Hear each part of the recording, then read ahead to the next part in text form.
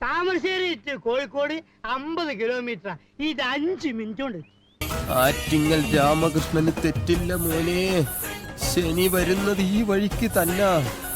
വാഹനാപകടത്തിൽ 3ാം തവണയും നോട്ടീസ് അവഗണിച്ചതോടെ നടൻ സുരാജ് വെഞ്ഞാറമൂടിന്റെ ലൈസൻസ് സസ്പെൻഡ് ചെയ്യാൻ മോട്ടോർ വാഹന വകുപ്പ് തീരുമാനിച്ചു.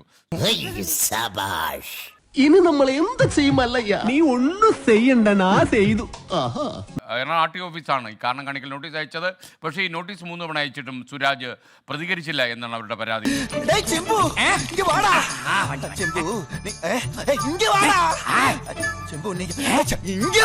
സാഹചര്യം കൊണ്ട് പറ്റിപ്പോയതാണ്. വേണമെങ്കിൽ ഞാൻ കാല് പിടിക്കാം, പ്ലീസ്. എന്റെ ജീവിതം നശിപ്പിക്കരുത്. എന്റെ തല രക്ഷിക്കാൻ ഒരു മാർഗവും ഇല്ലേ? അതുമായി ബന്ധപ്പെട്ട് പാലാരിവട്ടം പോലീസ് കേസ് രജിസ്റ്റർ ചെയ്യുകയും തുടർന്ന് ലൈസൻസ് സസ്പെൻഷൻ അടക്കമുള്ള നടപടികളിലേക്ക് കടക്കുന്നതിന് വേണ്ടി മോട്ടോർ വാഹന വകുപ്പിന് റിപ്പോർട്ട് സമർപ്പിക്കുകയും ചെയ്തിരുന്നു. സുരാജ് വെഞ്ഞാറമൂട് നേരിട്ട് മോട്ടോർ വാഹന വകുപ്പ് ഓഫീസിലെത്തുകയോ തന്റെ വിശദീകരണം നൽകുകയോ ചെയ്തില്ല.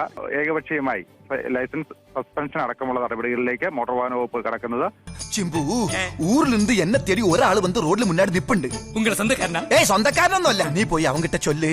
അവൻ തേടി വന്ന ഇന്ത പാച്ചി നാട് വിട്ട് പോയാച്ചിന്ന്.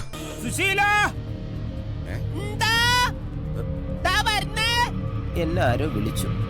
തുടർച്ചയായി 3 തവണ നോട്ടീസ് നൽകിയിട്ടും അതിൽ ഒരു മറുപടി നൽകാനോ അല്ലെങ്കിൽ അതുമായി ബന്ധപ്പെട്ട ഒരു വിശദീകരണം നൽകാനോ സുരാജ് വെഞ്ഞാറമൂട് തയ്യാറായിട്ടില്ല. ഇപ്പോ വേണുഗോപാൽ ജിക്ക് എന്ത് തോന്നുന്നു? ഒരു ലോട്ടറി അടിച്ച സുഖം. ഇല വന്ന് മുള്ളിൽ വീണാലും മുള്ളി നിലയിൽ വീണാലും ചീത്തപ്പേരൊക്കെ മുള്ളിന്.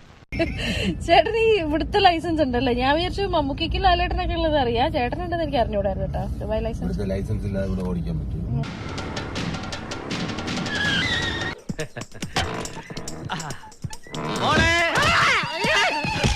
വിഷമിക്കാതിരിക്കും.